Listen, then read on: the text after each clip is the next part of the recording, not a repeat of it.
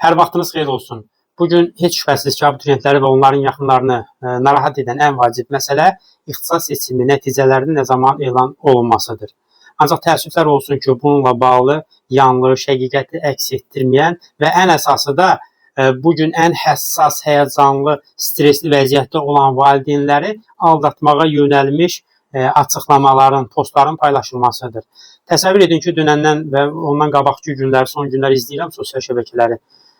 Hamı təhsil eksportu olub, hamı Dövlət İmtahan Mərkəzi ilə sanki yaxın münasibətləri var və Dövlət İmtahan Mərkəzindəki rəhbər şəxslərlə şəxsi münasibətləri var. Sanki Dövlət İmtahan Mərkəzi sosial şəbəkələrdə elan etməmiş bu şəxslərə zəng vurub deyirlər ki, sosial şəbəkədə elan eləyin ki, məsəl üçün aktivliyinizi artırmaq üçün deyin ki, filan saatda Dövlət İmtahan Mərkəzi nəticələri elan edəcəkdir. Dünəndən baxıram, təsəvvür edin ki, yəqin siz də şahid olmuşsunuz. Neçə ekspert və yaxud da ki, təhsil müəllim, repetitor və s. gün ərzində fərqli postlar paylaşırlar. Filan saatda elan olunacaq, yox bu saat alınmadı, Dövlət İmtahan Mərkəzi məlumatları emal edir, filan saata qaldı. Bunlar mənə elə gəlir ki, peşəkar yanaşmadan uzaq bir addımlardır.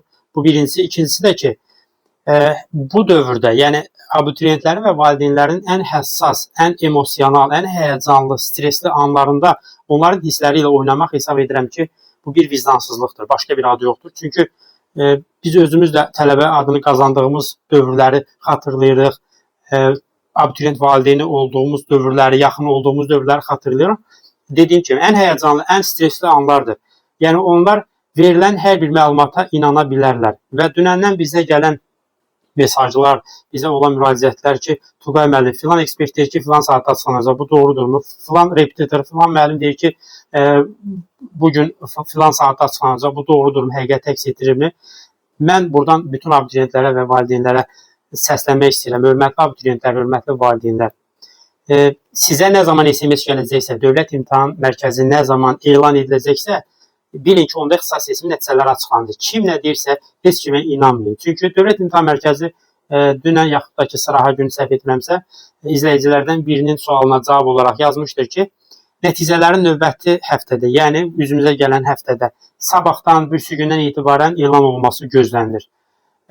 Yəni, Dövlət İmtahan Mərkəzini bir kənara atıb, kiminsə hər hansısa bir dırnaqarası ekspertin, müəllimin, nə bilim, repetitorun fikirlərinə inanmaq hesab edirəm ki, doğru yanaşma olmazdı. Hörmətli valideynlər, sakit olmağa çalışın. Başa düşürəm, hamınız həyəcanlısınız, övladınızın nəticəsini gözləyirsiniz.